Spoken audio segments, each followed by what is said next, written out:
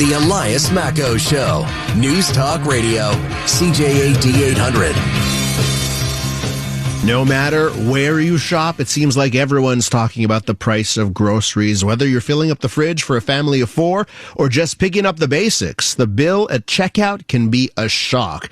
Now, one of our own here at the Elias Makos Show, a panelist on the Big Five for now years and years and years, Paul Gott, has done a survey over the last 5 years. Each year, he compares the same basket of 32 everyday grocery items at 7 major grocery store chains. And he takes a look at the difference between each of those checkout aisles.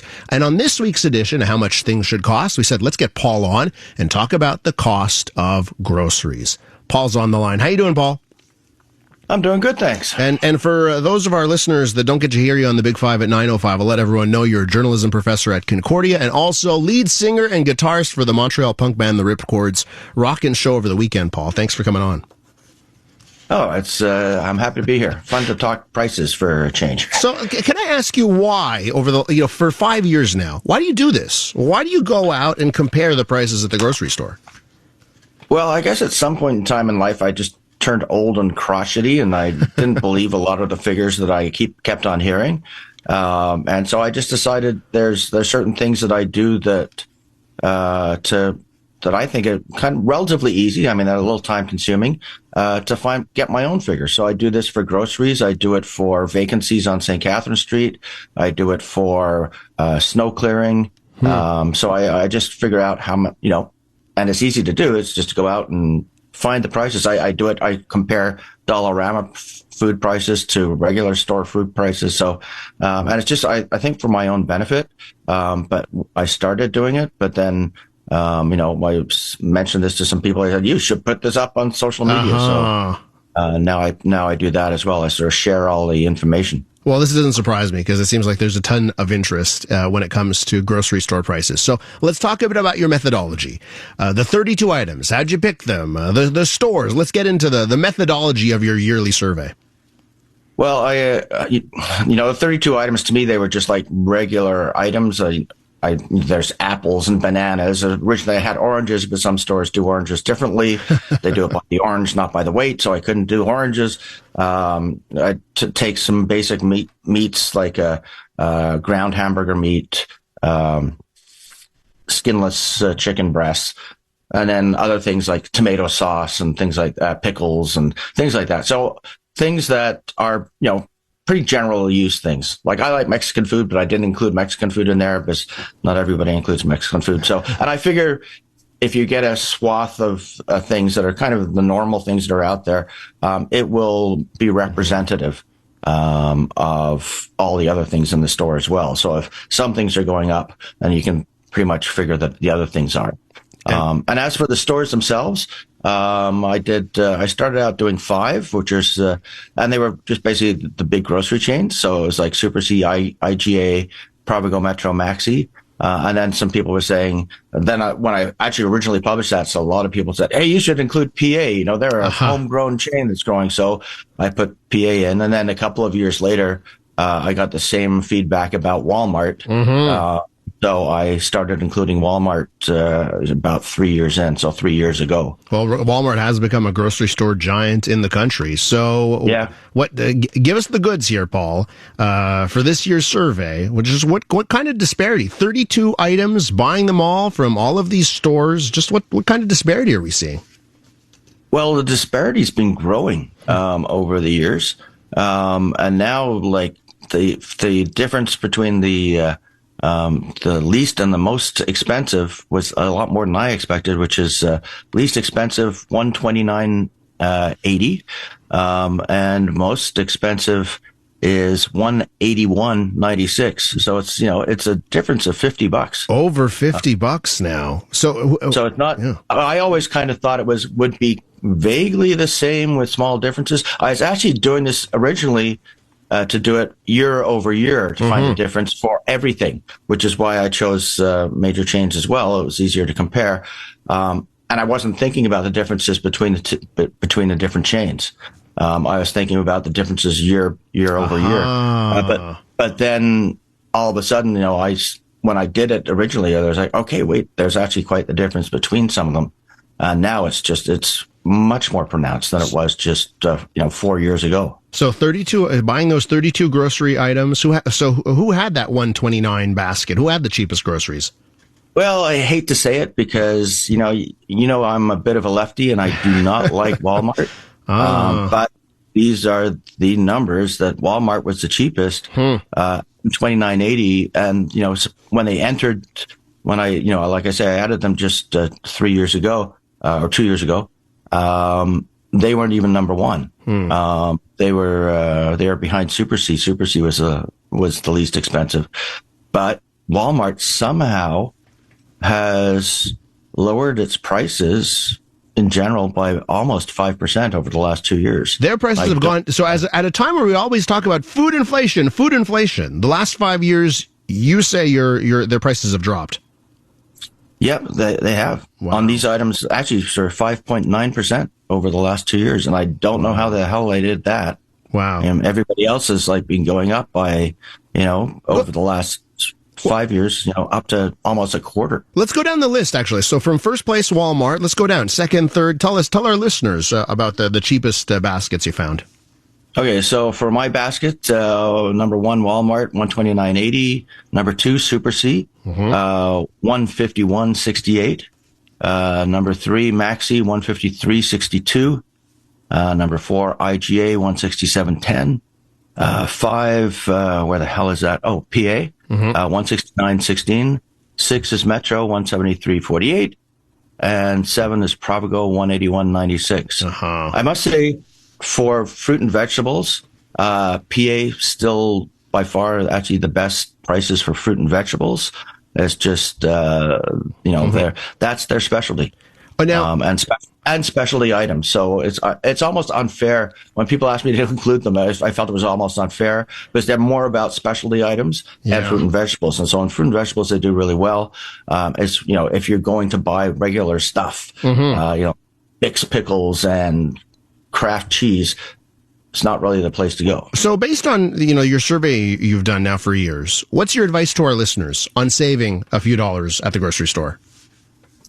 Well, if you can do it more often, like the one thing that changes things a lot is special prices. And the unfortunate thing is there's less specials than there used to be. And that's one of the things that has really affected some of the overall prices. Because I do best price when I'm there, which includes specials. I also have regular prices, but again, it all kind of evens out over the big picture. Yeah. But there's less specials than there used to be. So that's a bit of a problem. The other thing I actually find when I go out and do this is quite a lot of times there's no prices on things. And which is meaning like what? Like there's no, like you, there's a shelf there and there's something on the shelf and, there's supposed to be a little ticket underneath saying how much they are. And there's just no price there. And which is, as far as I know, kind of illegal. Hey, let me just ask you, because we're running short on time. Like you said that the Walmart price had gone down 5.9%. That was surprising. What about the other chains? Did we see huge food inflation over the last few years, or do we also see like chains successfully keeping pricing down on your 30? Some of them did pretty well. Like I said, PA has been changing the way they do their non-veggie and fruits. And so they've actually been bringing some prices down.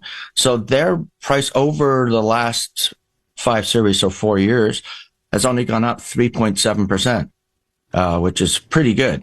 For 5 years, that's great. That's well below inflation rates, Yeah, whereas some of the others, Super C, 19.83%. Wow. Provigo, 24.79. Wow. But and that, of course, is in line with the inflation numbers. So that's very interesting. The average over the last 4 years it's gone up about 14.41%. Paul, which is still less than I was actually expecting. I was kind of angry guy because I always thought that things were going up faster than what was reported.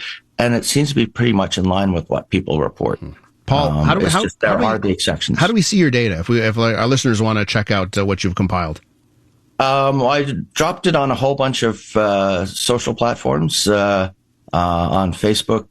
So all the NDG platforms that are out there that I could find, NDG Living, NDG Thrive, NDG, all these families. Yeah, and the Saint Henri one as well. Mm-hmm. But anybody who wants to see it, that should be also on my personal page.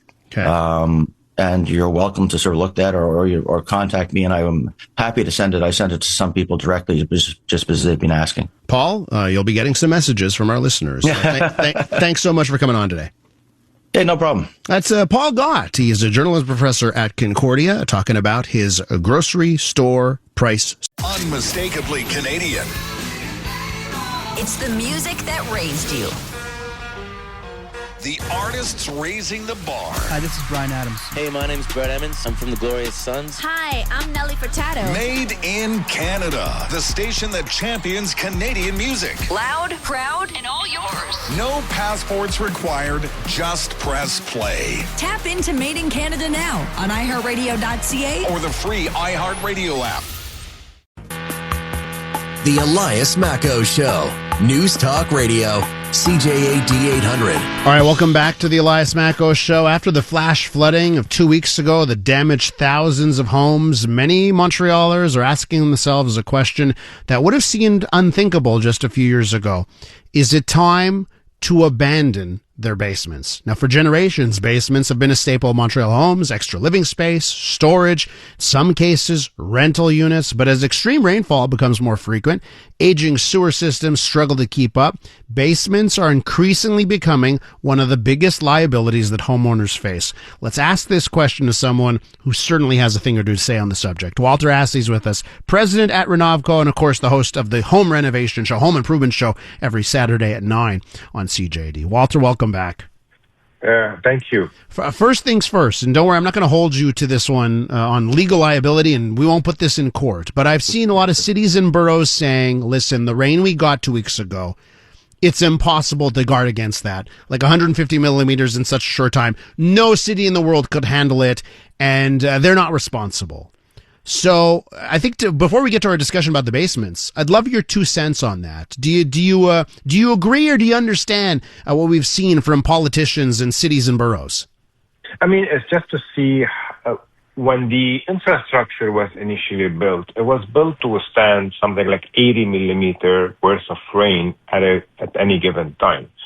That was the calculation of the weather patterns, and that's how it was engineered, because at that time, there was no global warming as we see it today and everything else. So yes, in a way, they're right that was not engineered to withstand that much water in such a short time. It is rare to have these types of occurrences, although they're becoming more common.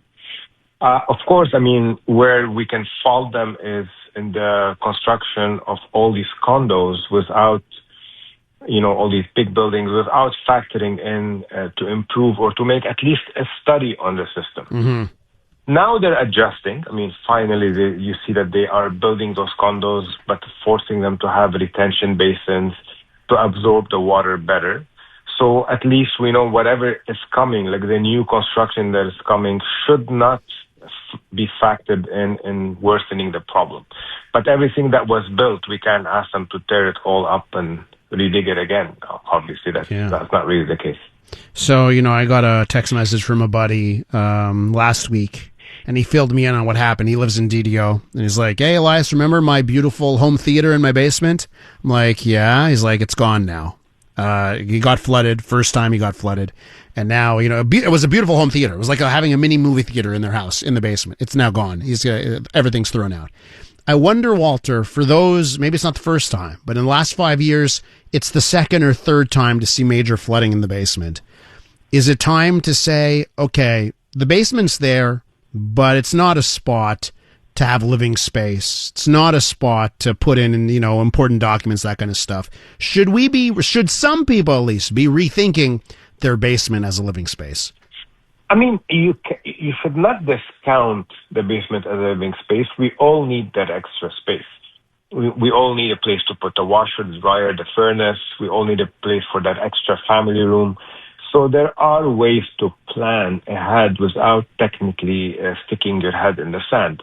If I take an example of, certain homeowners that were flooded before, they were given, if you want, an audit report of what could be done to better the situation in order for them to be at less risk of flooding. They opted to rebuild without doing what had to be done. There are ways now, there are techniques, there is material that can be used to minimize your exposure and amount of damage you get. So rather than completely discounting 33% of your home living space, just plan and do smart planning that will pay off. In case you have another flood, you're kind of ready for it rather than, just discounting it. Because the water, even if you don't rebuild it as a living space, you still don't want that water to come in. Who would want 2 feet of sewage in their basement, even if their basement is not finished? Yeah, no, absolutely right. And I've seen some exasperated homeowners now asking questions of others. Say, hey, what type of flooring did you put in? Did you put in, I think epoxy is one of the things that I heard and that kind of stuff. Like, are there materials, different ways? If you're going to redo it again, if you're saying, okay, listen, I've been flooded twice now, you're going to redo it. What are your suggestions or advice on the materials that should be used, the way to make sure, if a flooding happens a third time or a fourth time, that you'll be able to recover a little easier? So that's a great question. So one of the first thing I would actually invest in is the infrastructure. A backflow valve on the main, backflow valve on the branches, aggressive landscaping on the outside to deviate the water away from the house, a proper sump pump pit, a backup sump pump, I should say, a functional French drain. These are all like little things, well, not really little, but things you should invest in your infrastructure to better manage the water that's coming in. That would be your number one investment before you reconstruct. And that's where most people are kind of not really doing the adequate planning. I see now already people are reconstructing without doing any of these things. What they're doing is like you said, epoxy flooring. But before you do epoxy flooring, there are many questions to ask. One of the most important in this case would be the levels of humidity in your basement, the condition of your slab, and your radon gas exposure. Because if right now what you're breathing is your cement slab is completely exposed, and there's radon underneath, you are breathing fully on. Like before, when you had, let's say, a subfloor of some kind, there was at least some type of a barrier or a shield. So before you opt to that, I would do these steps before. And again, radon is infrastructure. So this is how I would plan it first. I'll tell you, for example, in the basement that passed the audit infrastructure test, what we're recommending in a lot of cases is porcelain floors with DETRA membrane, because the DETRA will help dissipate the humidity that's coming out of the slab. We are building platforms out of cement to have raised areas, for the washer and dryer in case there's a flood. It's not exposed. We are putting pressure-treated wood instead of 2x4s. We're keeping gaps. So the drywall is about a few inches off the floor. And then we're urethaning the walls because closed-cell urethane is waterproof, right? And then even the baseboards, we're going with PVC baseboards. So even that you don't lose. You go with a higher profile baseboard that will cover the gap in the drywall. So in case you have water coming in, everything that the water is touching is technically waterproof. All what you need to do is to clean up and disinfect afterwards. Walter, I was listening to you over the weekend, and one of the things you brought up was what you just said here, aggressive landscaping. I loved that term, by the way. Can you protect yourself? I mean, you mentioned it here, but when we say aggressive landscaping, describe that to me. What does that mean? So in a lot of homes, when we go around that has some type of water infiltration, specifically from the foundation or failure of the French drain or the footing, typically you see a negative slope towards the home. And sometimes it's in one area. You have a dip somewhere, so either you're because of I don't know, some old work that happened, or just was badly planned. Now, the fact that the water that you have in a major occurrence, when you have 100 millimeter of rain, or 173 like we just had, what you're doing is you're directing all of the rain to your French drain. So even if you have a brand new French drain, you are flooding it, and eventually water will find a way into your home. So what you want to do is you want to help channel the water away from the house in every way possible. And that's this is easy. It's not expensive. It's a work you could do over the weekend. What you want to do is you want to add topsoil and make sure that's directed away from the house. So if the water is channeled successfully, say about 6 feet away from your foundation and more, about 80% of that water accumulation will be diminished just simply by doing this simple trick. Wow. That's a big percentage. That could be the difference for a lot of these rainfalls. That's exactly it. And I see that this is what I fail to understand is I see people rushing to rebuild without having that discussion, without putting, the plan. And, we're getting these calls, and I'm asking these questions to the homeowners, and there's this aha moment, yeah, it's true, I should think about that. Once you learn how to plan for, kind of managing the water away from your home, you will see that there will be a fairly high success ratio in occurrences that might happen, that will happen in the future. We're not going to say the word might anymore because it keeps on happening. Walter, listen, we have to leave it there. I'll direct everyone to tune in to you Saturday at 9 for the Home Improvement Show. Tremendous resource. Thanks for hopping on today. Always a pleasure. That's Walter Assi, president of Renovco. When we return on the Elias Makos Show, Mitch Joel is going to join us. We're going to talk about a new festival in New York City. It's being billed as an anti-big tech festival, and it is phone-free. We'll talk about that and more with Mitch next. The newest tracks. Let's go. New music. And the next big thing. Always on the new music first. Your first place to hear it all. 'Cause you gon' like it, love it, wanna play it twice. Playing now. iHeart New Music. Your digital station for brand new drops, fresh finds, and tomorrow's bangers. I think we need something new. Discover iHeart New Music. Always fresh, always first. Stream now on the free iHeartRadio app. Missed something? Subscribe to the Elias Makos Show podcast to catch up. Available on iHeartRadio and wherever you get your podcasts. Hey, are you a Luddite? Are you anti-technology? Do you tap the brakes on the latest and greatest tech? Ladies and gentlemen, there's a new festival in New York City. It's called the Summer of Lud Festival. Lud as in Luddite. And guess what? Phones are banned. Mitch Joel will join us to talk about that and more next. Listen wherever, whenever, on your radio. Online at CJAD800.com. On your smart speaker. Playing CJAD. Or your phone. Through the iHeartRadio app. Where and when you need us. This is News Talk Radio. CJAD 800. The newest tracks. Let's go. New music. And the next big thing. Always on the new music first. Your first place to hear it all. 'Cause you gon' like it, love it, wanna play it twice. Playing now. iHeart New Music. Your digital station for brand new drops, fresh finds, and tomorrow's bangers. I think we need something new. Discover iHeart New Music. Always fresh, always first. Stream now on the free iHeartRadio app. Time is valuable. Thanks for spending your morning with us. The Elias Makos Show on News Talk Radio, CJAD 800. Shout out to the Luddites. Who among our listeners here at CJAD 800 will call themselves a Luddite? Someone that, doesn't necessarily pick up technology, or maybe part of that basket weaving crew that centuries ago fought against technology. Well, if you are a Luddite, there's a new festival in New York City that is for you. A phone-free, anti-big tech festival in the Big Apple. Mitch Joel is with us, tech advisor, investor, and author of Control-Alt-Delete. Mitch, welcome back.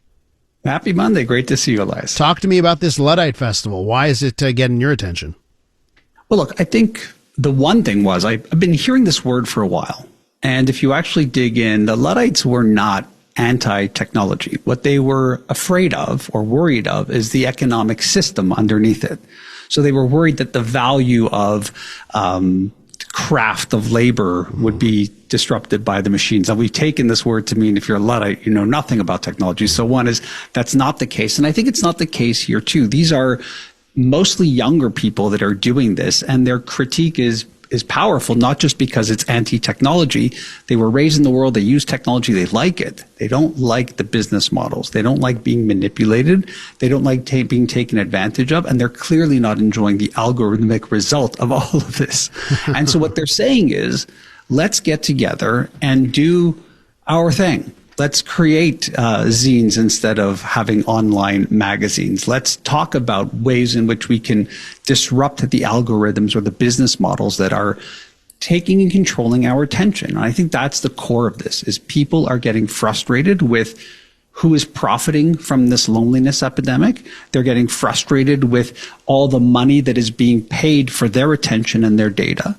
And this is one of many ways we're seeing people in general looking for ways to commune, to have more in-person, local things happen.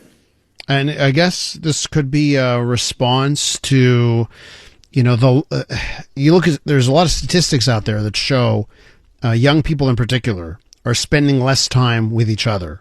They're spending more time at home, alone, glaring at their phone. So this could be a response to that, to get people out, and when they're out, to stop doing things for the gram, for Instagram, but to do things just for themselves. Yeah, I mean, the story here is that this is a generation that was, bathed in bits, as Don Tapscott used to say. This is how they were. They were digital natives, not digital immigrants like I am, or you might be. I don't know how young you are, Elias. No, I'm a digital. So I get it now. That's what a great way of putting it, right? Like I grew up. There was a time where the especially for the phone, sure, computers existed when I grew up. I'm not that old, but I remember the before the smartphone era, and I'm so happy that I have that. Yeah, in my experiences. Yeah. And these young people that are raised in this system, they're just basically asking whether it's making life better. That if this is the result and this is what we're doing, we're doom scrolling, whatever, they're saying things like, does every social interaction need a platform? Does every creative or physical thing we do need to be content, like you were saying? And I just feel like there is this general sense of, am I enjoying this moment?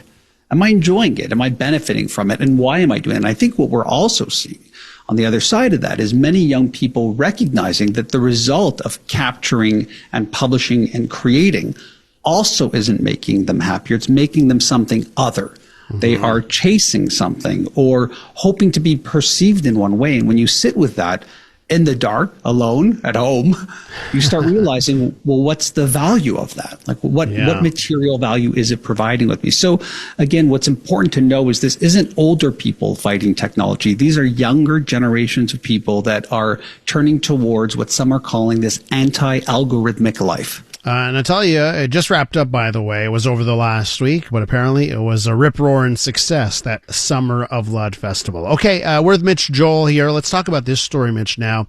New report looking at the Canadian news environment, how it's changing, especially after the Canadian government forced social media companies to make a decision, pay up or ban news. That was the government who did that. I know some people want to blame Facebook Meta, but the government law is pretty clear on how they had to act. Choose one of those two options. So since that happened, and in recent years, what are we seeing, Mitch? How is the news environment shifting on how Canadians get their news?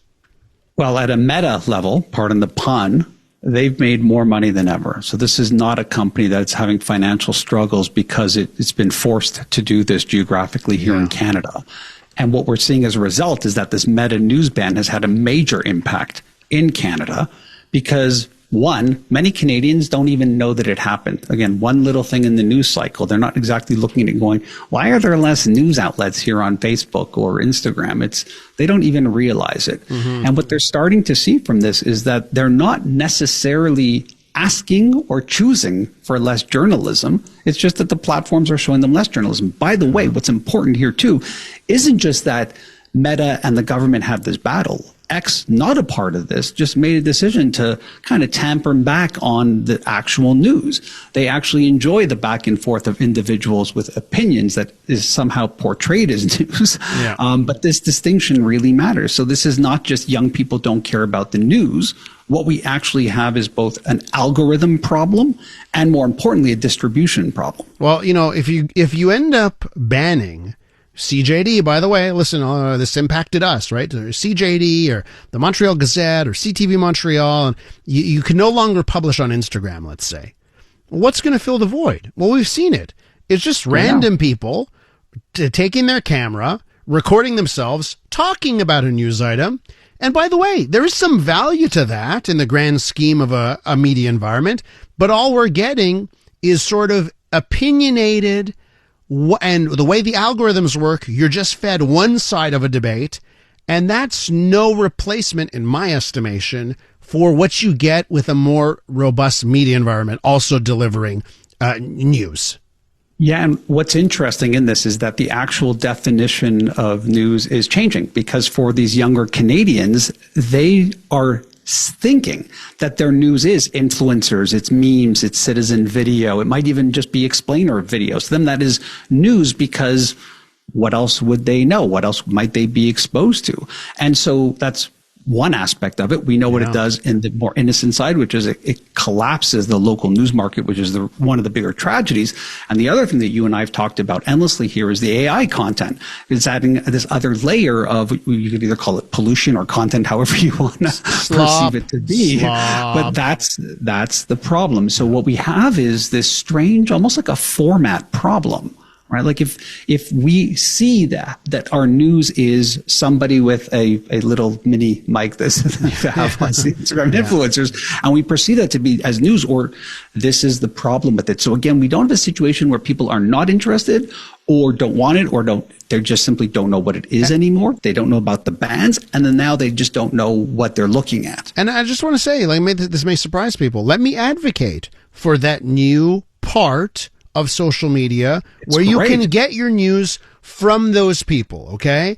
And they might not be able to make a good living off of it, but some people are doing it, right? Like, let me advocate. I think there's a space for it. Yeah. But it's bonkers when the government implements policies that make all the traditional media outlets have to leave that space. Like, it's one thing if we're all out there, then people have all of these channels and resources. But now, especially on certain platforms, we've left it to only that side of things. And a lot of it is, I don't want to say it's not good, but it's done without any editorial oversight.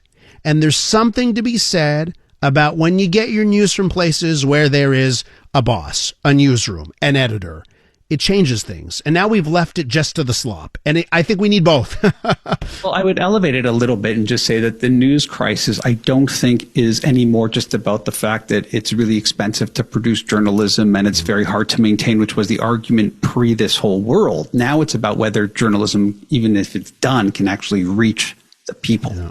And that's the biggest shift that we're seeing in this. Mitch, come back soon, okay? Thanks for coming on. Anytime. Thanks, Elias. Listener says, count me among the Luddites, by the way. So somebody would head to that Luddite festival. When we return on the Elias Makos Show, we're going to do a little segment here called Viewer Mail. I got a couple of emails in the last hour or so that I'm going to respond to. Plus, some audio you need to hear. Ken Connors this morning speaking to a man who had his trumpet stolen from his car during the jazz festival. He ended up going to a crack house and to a homeless encampment in order to get that trumpet back. The story's incredible. You'll hear it next. The newest tracks. Let's go. New music. And the next big thing. Always on the new music first. Your first place to hear it all. 'Cause you gon' like it, love it, wanna play it twice. Playing now. iHeart New Music. Your digital station for brand new drops, fresh finds, and tomorrow's bangers. I think we need something new. Discover iHeart New Music. Always fresh, always first. Stream now on the free iHeartRadio app.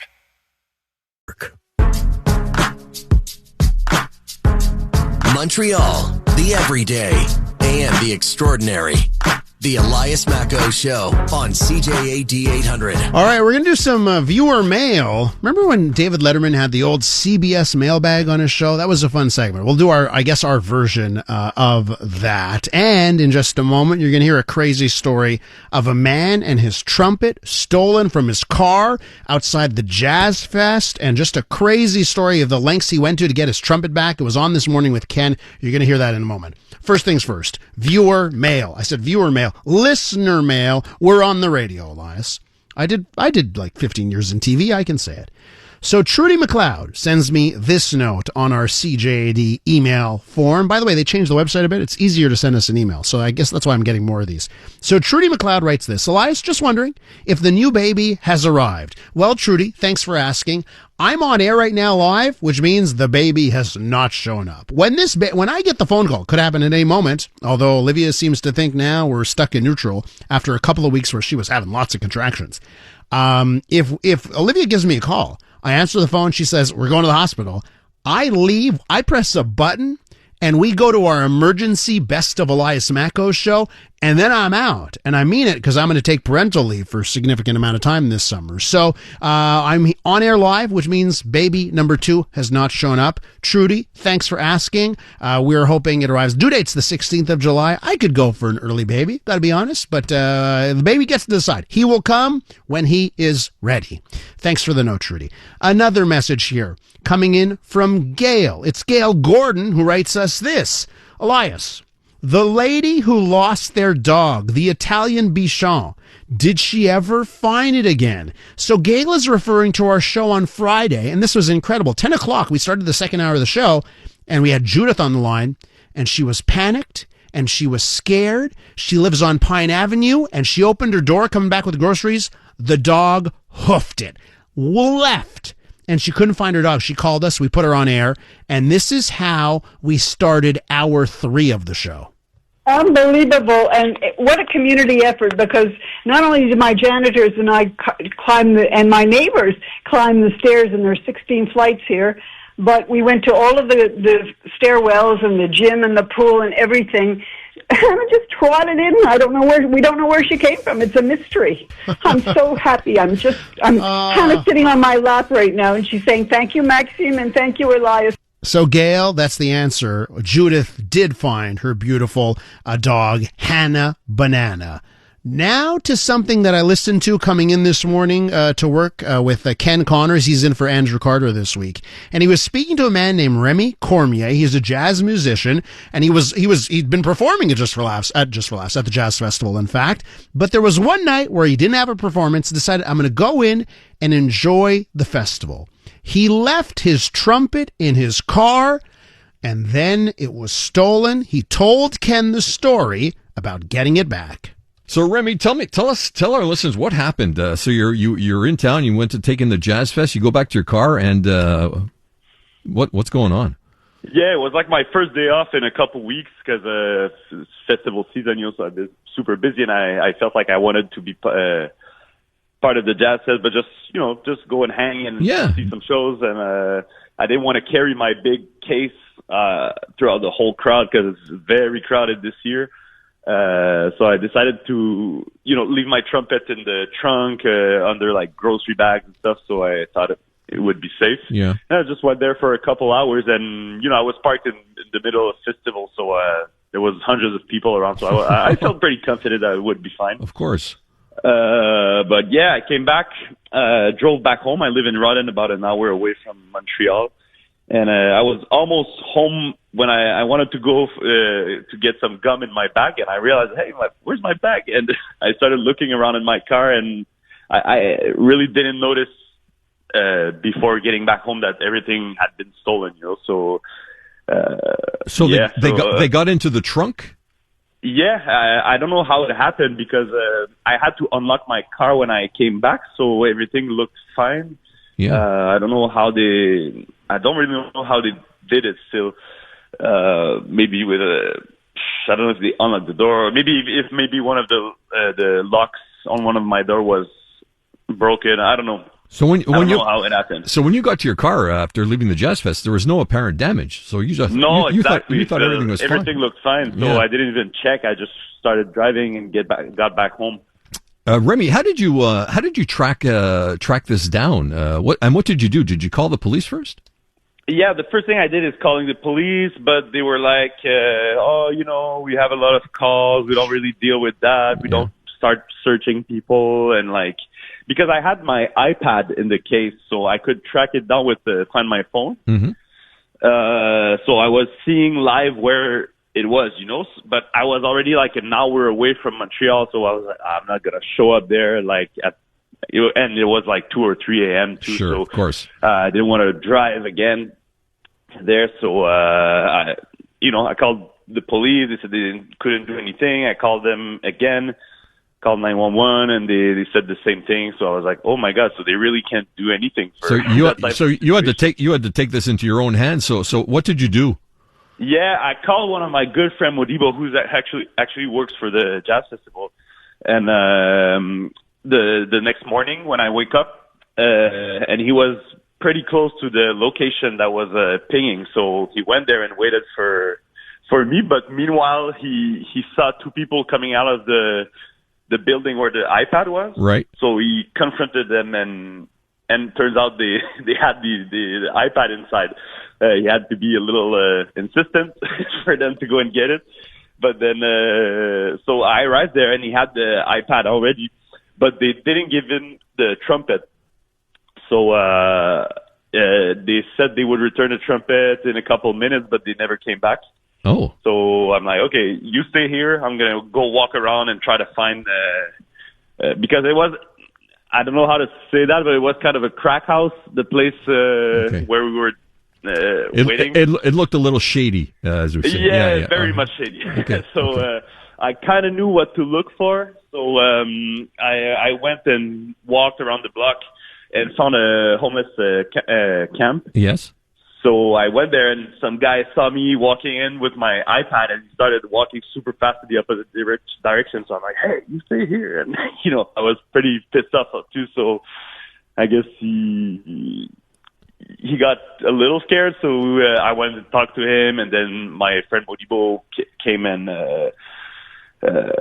he kind of, he started arguing with them because he saw that guy at that other house. So where's your trumpet? Where was it?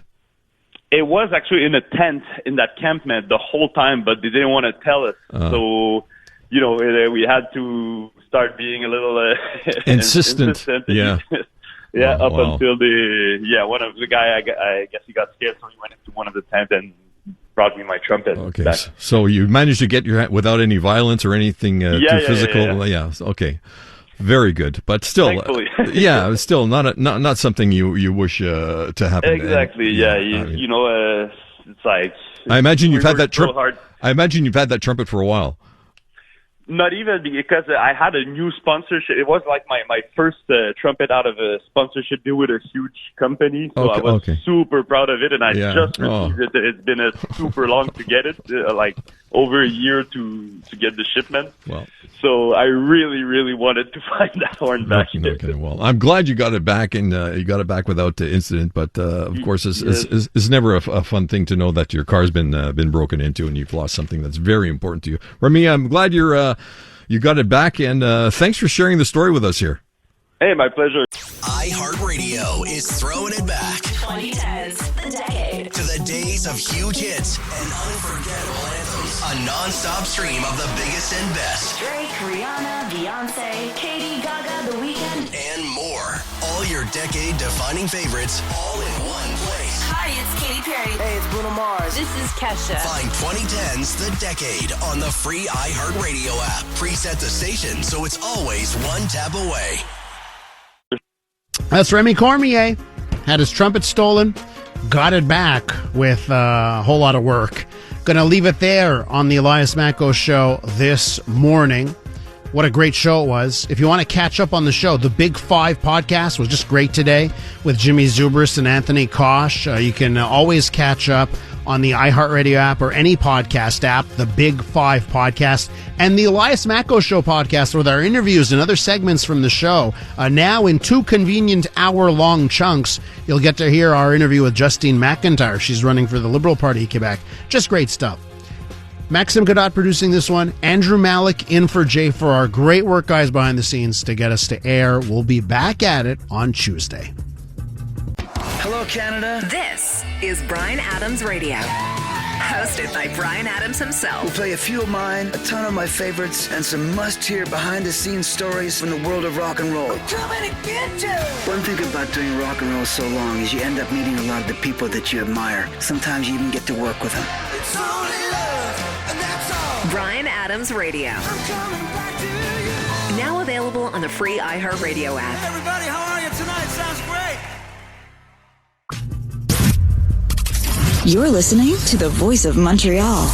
News Talk Radio, CJAD 800. An iHeartRadio station. Hello, Canada. This is Bryan Adams Radio, hosted by Bryan Adams himself. We'll play a few of mine, a ton of my favorites, and some must-hear behind-the-scenes stories from the world of rock and roll. Coming to get you.